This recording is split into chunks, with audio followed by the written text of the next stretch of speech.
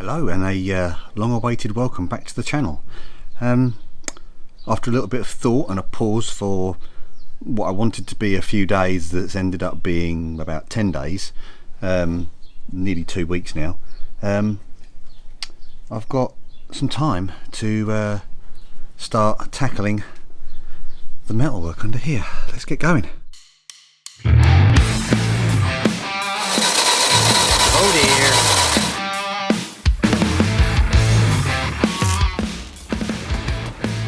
Oh, fire! You don't need a special tool, you need a special tin.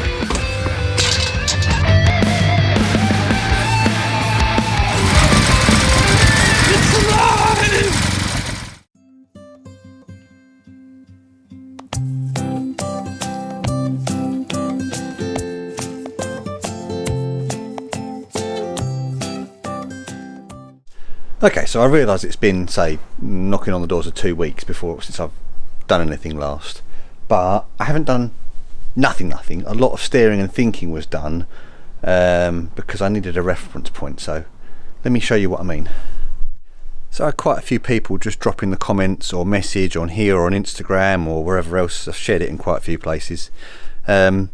And one of the things that came up is, oh my goodness, don't you want to kind of brace that left to right or anything like that? And I thought, well, no, I don't actually. This bit being flexible isn't a problem. What I need is a reference point, because the boot floor has to mount to the bottom of this, and obviously having cut up here I don't have a reference point. So I've roughly measured. I got an old boot lid with some hinges on it out of my stash, and I roughly lined it up to these points here, and I've screwed it in so it's just sitting slightly underneath. So we're talking height wise, that's about 1 millimetre underneath where it would naturally want to be if this was a panel in the right place. So I've now got this bottom edge here. So what I can now do is bolt the rear valance onto these 3 fixing points, and that gives me another couple of fixing points round the corners. So this is in the right place, and as long as this panel was made right, the valance will be in the middle, and there is my reference point for getting the boot floor panel in place. Does that make sense? And even if this is in slightly the wrong position, I actually think it might be, say maybe 1 millimetre or 2 a bit too far that way, because I seem to remember the boot lid was a little close in this corner. Even if that is the case, I have got to still take some bits back to bare metal, and I've got to check some alignment, but it only really matters when I come to join the two sides together. As long as I have a means of getting the boot floor in to the right height on the arches, I can then sort of like tack weld or bolt it to this bit of middle floor. I can then put the corner pieces in, and I can just build it around what I've got here. So I don't necessarily need any physical braces, but, and there is a little but, when it comes to putting these in and making sure they're in the right place before everything goes back together, the critical part to align is these 2 holes for the subframe. Now, yeah, I can see what people were saying about putting a brace point between these 2 points, which is all well and good, but if the boot floor gets wonky in any way, they still won't line up and you'll be pulling the back of the car around. So what I'm gonna do is, before I end up joining the 2 halves left and right together, I'll get these corner pieces in, tacked around here, but I won't tack the back edge straight away. So this will be in, it'll be attached here, but it won't be permanently attached in that corner. And then I'm going to get the old subframe, put the mounts back on, bolt it onto the heel board, and I'll just make sure that the bolts go in. I can use that as my alignment tool. So I might look stupid, and I might be stupid, but sometimes I have good ideas. Anyway, with all that kind of thought about now, it's time to get the rear valance and that boot floor piece kind of resting roughly in place. It's going to be very tricky to do single-handed, so I'm going to require some assistance. Oh, wifey woo!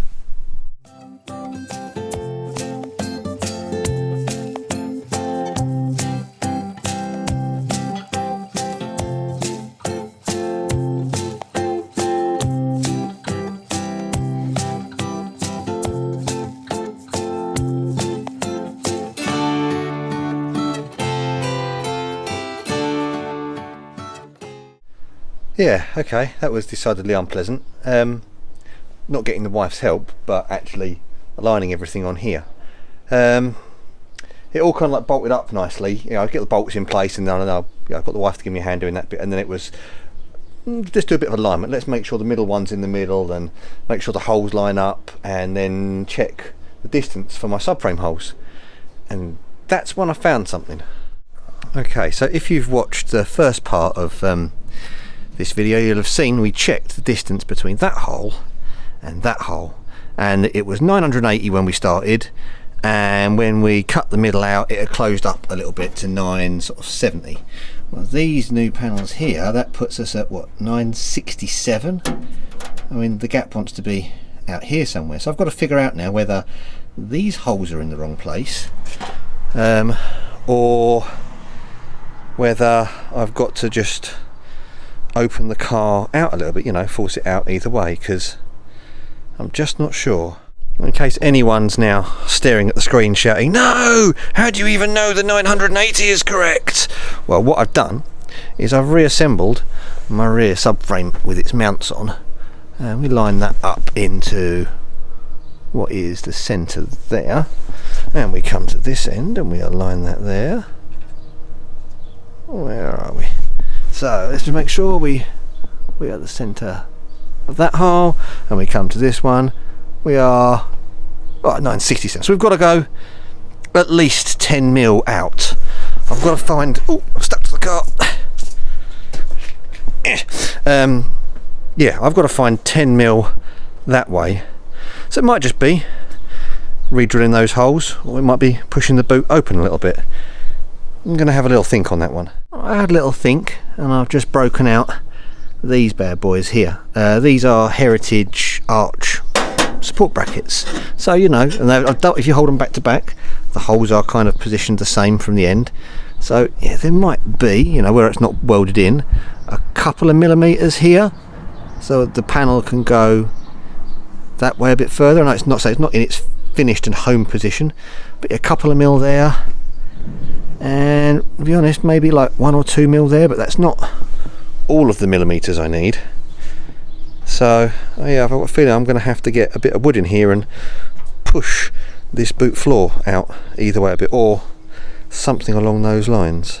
Now, as much as I might want to put the subframe on now and to use that as my alignment tool, because not only will it keep the gap between them right, it'll also stop it from being squiffy left to right as well.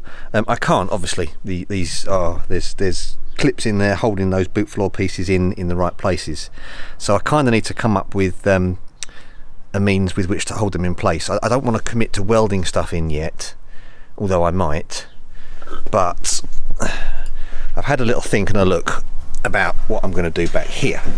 So where this panel curves around and takes up the whole boot floor, these bits were all right. So what I'm going to do is, these new boot floor panels, they're in about the right place, that the curve is sort of matching enough there. So I'm going to mark a line along here, along there, down there, so I can bring this up and weld it in next to them to the original boot floor positions, and it looks the same from underneath, and it looks the same from the original from underneath and original from on the top. I'll do that on both sides. I'm going to cut those panels, and then I'm probably going to use some of these little self-tappers that I've taken that one out to help try and align stuff, and it's still not worked. But yeah, this self-tapper here, I'm going to take, I've got like a little drill bit on the end of them, so I'm going to I'll cut that, and then I can use those self-tappers to kind of hold it in place, and they can be the markers for my weld holes. So it kind of all works out, but it gets me another step closer to aligning everything.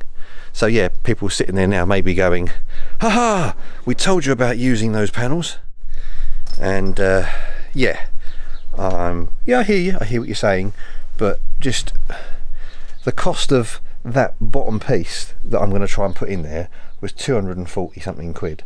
I almost spent that on all of the panels combined, doing it pattern part wise, for just that little slither at the bottom of the boot lid. So do I regret it? No, because I don't think I'd be here doing this with any panels at all if if I hadn't gone the pattern panel route. So here we are, we've got this, we're going to work with it because that's what I do. So it's all part of the fun.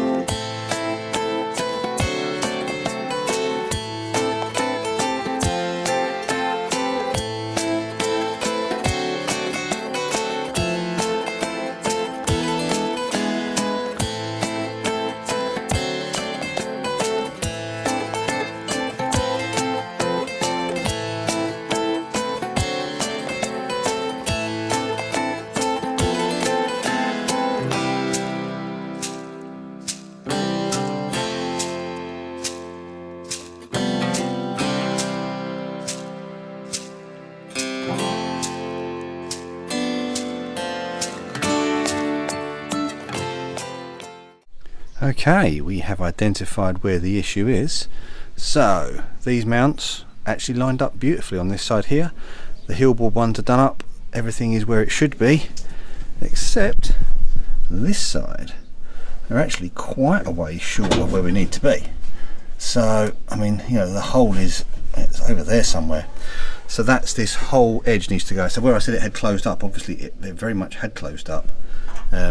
So I'm going to have to unbolt, well, being as it was close in this corner here, I'll unbolt this side and then see if I can kind of force that edge over a little bit, and maybe I'll find a better place to put this. That might then align these hinge holes a bit better and move this gap to be where it needs to be. But yeah, so everything went straight in, they lined straight up, obviously the Hilborg went straight in, and they are a long way off, which is, when you look at it, kind of actually makes sense. If you look at the boot, this side panel here is just slightly at an angle.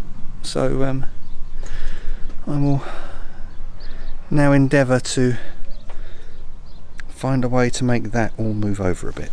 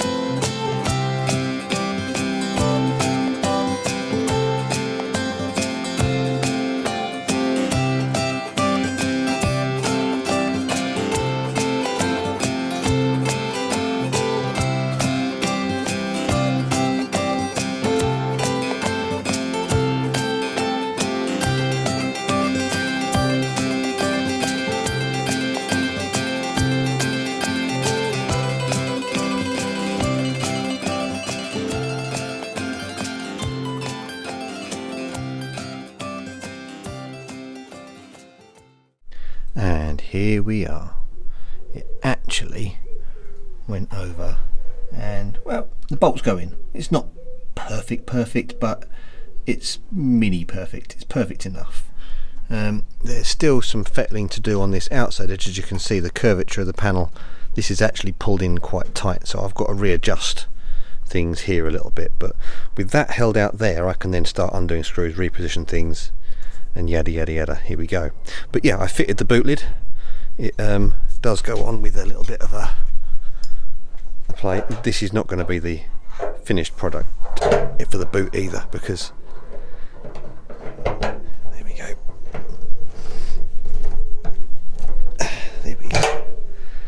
The boot is shut. So yeah, the actual shape of the boot's not perfect, but I mean, it's a Mini, they're never perfect. This boot lid is probably from a slightly earlier car. I can't remember what year that one was from, sorry, 1380, but yeah, it's been a long time since I stripped these cars and had the bits off of them.